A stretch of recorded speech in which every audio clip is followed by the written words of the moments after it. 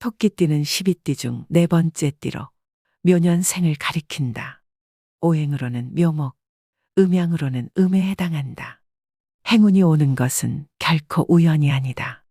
하늘과 땅, 사람의 기운이 천지인 합일되었을 때 그 힘이 크게 발휘하여 우리에게 큰 행운을 가져다 주는 것이다.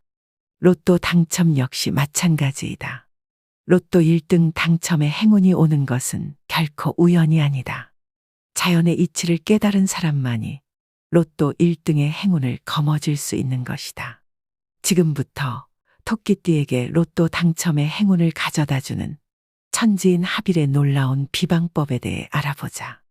비법에는 어렵고 복잡한 것이 더 많지만 비록 쉽고 간단한 것이라도 효험이 없는 것이 아니다. 항상 정도는 기본에 있는 것이며 더욱 중요한 것은 실천에 있다는 것을 명심해야 한다.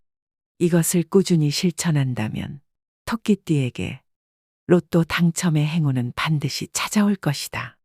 로또 당첨의 행운은 횡재수를 의미한다. 이때 횡재수에서 돈은 편재라고 부른다. 편재는 한자로 치우칠 편, 재물재를 사용하여 한쪽으로 치우친 재물을 뜻한다. 편재는 사주에서 일확천금의 돈으로 해석된다. 이 편재운이 들어온다는 것은 사주에서 일간이 오행을 상극하는 힘이 강할 경우를 말한다. 일확천금의 돈을 거머쥐는 편재운을 받기 위해서는 우선 오행의 상생과 상극에 대해 이해할 필요가 있다. 여기서 오행이란 목화토금수의 5가지 요소가 음양의 원리에 따라 운행함으로써 만물이 생성하고 소멸하게 되는 것을 말한다.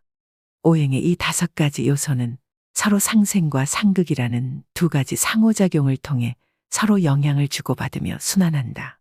오행의 상생과 상극을 자세히 풀어보면 다음과 같다.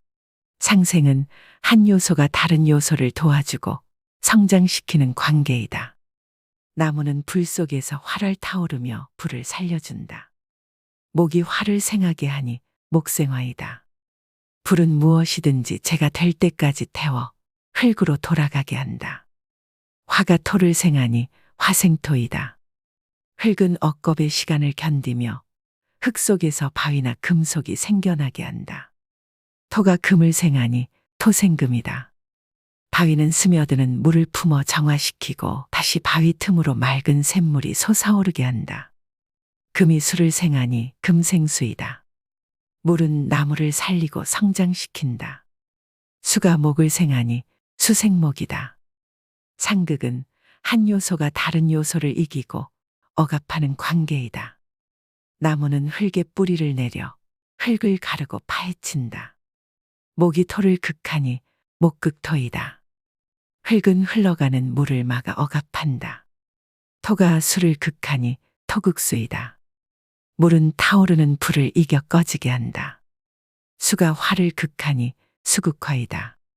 불은 금속을 녹여 제압한다. 화가 금을 극하니 화극금이다. 금속은 나무를 찍어 쓰러뜨린다. 금은 목을 극하니 금극목이다. 이렇게 사주에서 일간이 오행을 극하는 경우 편재운이 들어오고 일확천금의 행운이 들어오는 것이다. 로또 복권의 당첨금은 숨겨져 있는 재물을 의미한다. 거액의 돈이 사람들의 눈을 피해 땅속 깊은 곳에 꽁꽁 숨겨져 있는 것이다. 그렇기에 로또 복권 당첨금은 흙의 기운을 가졌으며 오행으로는 토에 해당한다. 오행의 순환 원리에서 토를 극하는 것은 목이다. 나무는 흙에 뿌리를 내려 가르고 파헤친다. 목 기운을 이용할 줄 아는 사람만이 흙을 파헤쳐 땅속 깊은 곳에 숨겨진 재물을 찾아 꺼내고 자신의 것으로 만들 수 있는 것이다. 이제 자연의 이치와 만물의 순환 원리를 이해했으니 이를 이용하여 땅속 깊은 곳에 숨겨진 재물을 꺼내 올리는 구체적인 방법에 대해 알아보자. 첫 번째, 토를 극할 목을 찾아야 한다. 일상에서 가장 쉽게 구할 수 있는 나무는 종이다. 종이는 나무로 만들었으니 오행으로 목에 해당한다. 그러나 얇디 얇은 종이 그 자체는 아직 아무 힘도 발휘하지 못한다. 종이가 나무로서 땅속 깊은 곳까지 뿌리를 내리고 흙을 파헤치려면 강한 기운을 불어 넣어야만 한다. 먼저 자신이 태어난 해에 천간이 상징하는 색의 종이를 준비한다. 이는 하늘의 기운을 받기 위해 그러하다. 하늘에 존재하는 길을 갑을병정, 무기경신, 임계라 하여 10가지가 있다. 정묘년은 60갑자로 헤아리면 네 번째 해이다. 천간이 정이고 지지가 묘인 해로 적색을 상징한다. 정묘생은 1927년, 1987년 붉은 토끼의 해에 태어난 사람이므로 빨간색 계열의 종이봉투를 준비한다. 기묘년은 60갑자로 헤아리면 16번째 해이다. 천간이 기이고 지지가 묘인 해로 황색을 상징한다. 기묘생은 1939년, 1999년 황금 토끼의 해에 태어난 사람이므로 노란색 계열의 종이봉투를 준비한다. 신묘년은 60갑자로 헤아리면 28번째 해이다. 천간이 신이고 지지가 묘인 해로 백색을 상징한다. 신묘생은 1951년, 2011년 흰 토끼의 해에 태어난 사람이므로 흰색 계열의 종이봉투를 준비한다. 계묘년은 60갑자로 헤아리면 40번째 해이다. 천간이 개이고 지지가 묘인 해로 흑색을 상징한다. 계묘생은 1963년, 2023년 검은 토끼의 해에 태어난 사람이므로 검은색 계열의 종이봉투를 준비한다. 을묘년은 60갑자로 헤아리면 52번째 해이다. 천간이 을이고 지지가 묘인 해로 청색을 상징한다. 을묘생은 1915년, 1975년 푸른 토끼의 해에 태어난 사람이므로 파란색 계열의 종이봉투를 준비한다. 두 번째, 자신이 태어난 해의 지지가 상징하는 반한살 방향을 알아야 한다. 이는 땅의 기운을 받기 위해 그러하다. 땅에 존재하는 길을 자축인묘, 진사오미, 신유수레라 하여 12가지가 있다. 이것은 땅을 지키는 12지신을 의미한다. 토끼띠의 지지인 묘의 반한살 기운이 머무는 자리는 동쪽과 동남쪽 사이의 동동남 방향이다. 시계 방향의 4시 방향으로 이해하면 될 것이다. 집 중앙에서 나침반을 들고 방위를 측정하면 된다. 나침반이 없을 경우 핸드폰 나침반 어플을 이용해도 좋다. 반한살은 한자로 움켜잡을 반, 말 한 장 안을 쓰며 말 한 장을 움켜잡은 대로 말이 잘 따라가게 되니 내가 바라는 대로 말을 잘 듣는다는 의미가 있고, 이는 재물이 들어오면 내가 바라는 대로 움켜잡는다는 뜻이다. 이처럼 반한살 방향은 돈, 재물과 관련이 깊은 방향이 된다. 반한살은 인생의 여정에서 어려움과 고비를 극복하고 마침내 안락한 위치에 도달하여 자신의 삶을 돌아본다는 의미도 내포하고 있다.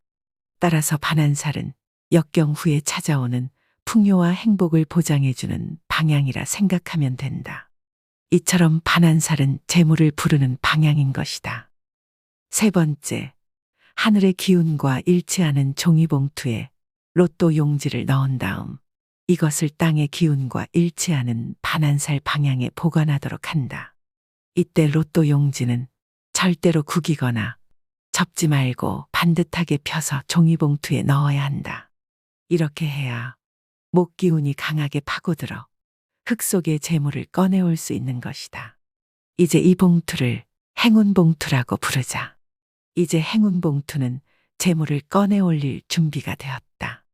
집에 반한살 방향에 나무로 된 서랍장이 있다면 그 속에 행운봉투를 넣어두자. 만약 나무 서랍장이 없다면 종이 상자를 두고 그 속에 넣어두어도 좋다. 이것들은 목 기운을 극대화시키는데 큰 도움을 줄 것이다. 운 중에서도 특히 재물운은 밝고 후덥지근한 곳보다 약간 서늘하고 어두운 곳을 더 좋아한다. 이런 곳이 훨씬 더 안정적인 기운이 머무르기 때문이다.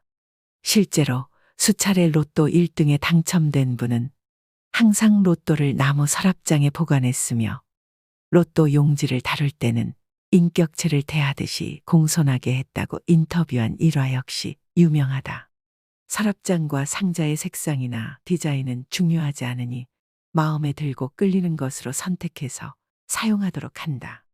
만약 집의 반환살 방향에 금속으로 된 금고가 있다면 이는 오행으로 금의 기운에 해당하므로 이 금고에 행운 봉투를 넣는 것은 좋지 않다. 금속은 나무를 찍어 쓰러뜨린다.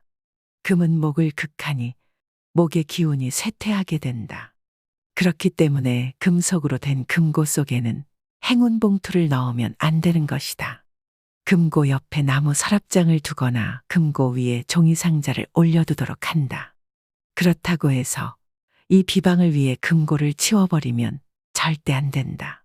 지난 영상에서 언급했듯이 금고는 집안의 금전운을 상승시키는 중요한 풍수도구이기 때문이다.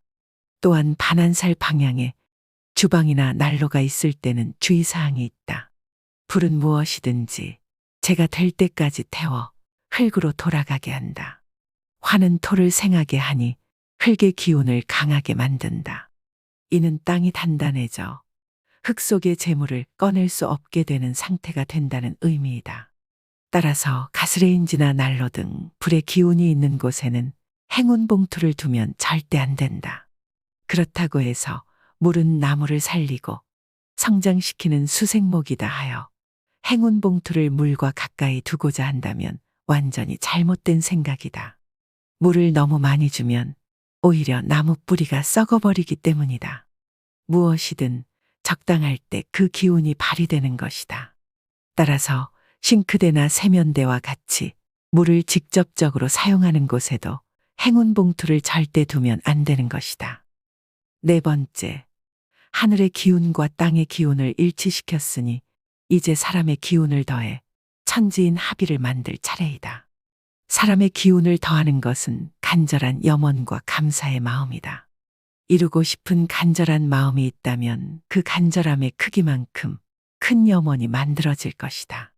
그러나 그 염원이 아무리 크다 한들 마음속에만 두고 아무것도 하지 않으면 절대 이루어지지 않는다. 옛말에 우는 아이 떡 하나 더 준다는 말이 있다. 이는 간절히 원하거나 적극적으로 요구하는 사람에게 무엇인가를 더 주기 마련이라는 의미이다. 꼭 필요한데 말도 못하고 주겠거니 하고 기다리기만 하면 상대방은 절대 알지 못한다. 상대방도 필요 없겠거니 하고 결국 아무것도 주지 않게 되는 것이다. 똑같은 아이지만 우는 아이에게 더 손길이 가고 더 마음이 가는 법이다. 얌전하게 있는 아이는 억울하겠지만 그것이 세상의 이치인 것이다. 하늘이 알고 땅이 알 때까지 적극적으로 요구하자. 내 속에 있는 간절함이 얼마나 큰지 보여줄 차례이다. 먼저 행운 봉투 겉면에 당첨금이 생기면 꼭 하고 싶은 일, 베풀고 싶은 일, 갚고 싶은 일 등을 구체적으로 적자. 그리고 반드시 이루어진다고 확신해야 한다. 반신반의하는 마음이 아니라 결정적인 믿음이 있어야 한다. 자꾸 물러서는 마음이 든다면 이는 처음부터 잘못된 것이다. 온몸과 온 마음을 다해 진심으로 간절히 원해야 한다. 억지로 지어내는 마음이 아니라 마치 목마른 사람이 물을 찾듯이 진심에서 우러나는 간절한 마음으로 전심전력으로 매달려야 한다.